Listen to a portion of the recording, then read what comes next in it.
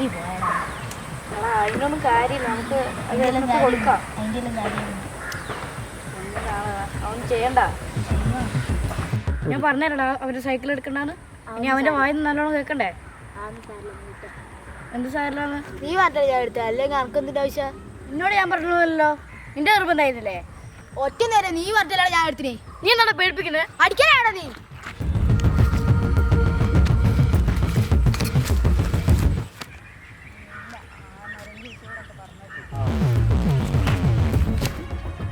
അതെന്നോടാ മക്കളെ അടി കൂടുന്നേ?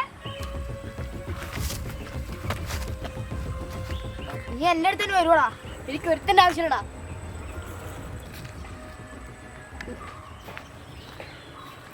മോനെ അവിടെ ഒന്ന് നിന്നേ. നമ്മൾക്ക് എത്ര ദേഷ്യം ഒരാളോടുണ്ടെങ്കിലും നമ്മൾ അവരോട് നമുക്ക് സഹായം ആവശ്യമില്ല എന്ന് പറയരുത്. കാരണം മോനെ ഇത്രയും നാളും വളർത്തി വലുതാക്കിയ മാതാപിതാക്കൾ, മോൻ്റെ ഗുരുജനങ്ങൾ, കൂട്ടുകാർ, ഇവരുടെയൊക്കെ സഹായം ഇല്ലാതെ നമുക്ക് ജീവിക്കാൻ പറ്റില്ല. നമുക്ക് എല്ലാത്തിനും എപ്പോഴും ഒരാളുടെ സഹായം ആവശ്യമുണ്ടാവും. അതുകൊണ്ട് എത്ര വഴക്ക് കൂടിയാലും നിൻ്റെ സഹായം ആവശ്യമില്ല എന്നൊന്നും പറഞ്ഞിട്ട് പോകരുത് കേട്ടോ. ഓടി പോടി.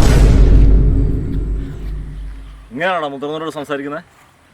കുരുത്തക്കേണ്ട അങ്ങേറ്റത്തിലോ നീ? നിനക്ക് മര്യാദ ഒന്നും അറിയത്തില്ല മോനെ. ഇങ്ങനെ ചെയ്താൽ നാട്ടുകാരുടെ ഇതിനെ കൈകാര്യം ചെയ്യാൻ കുറച്ച് കഴിയുമ്പോൾ പോടാ, വീട്ടിൽ പോടാ.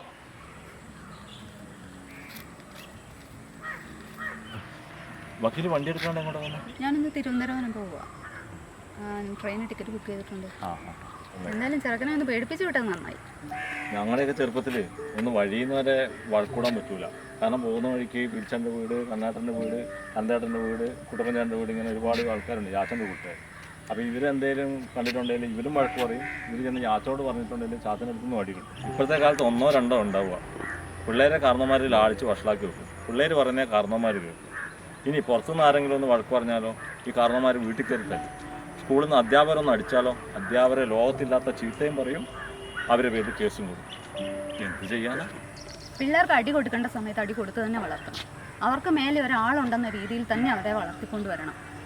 അല്ലെങ്കിൽ അവരാണ് ഏറ്റവും വലുതെന്നുള്ളൊരു ചിന്തയിലാണ് അവർ വളർന്നു വരിക. അങ്ങനെയുള്ള പിള്ളേരാണ് ഒരു പ്രതിസന്ധി വരുമ്പം അതിൻ്റെ മുമ്പിൽ ഒന്നും ചെയ്യാൻ പറ്റാതെ ഇങ്ങനെ നിൽക്കുന്നത്. ആ സമയത്ത് അവർ ആത്മഹത്യയെ കുറിച്ച് ചിന്തിക്കും, അതിലേക്ക് പോകും.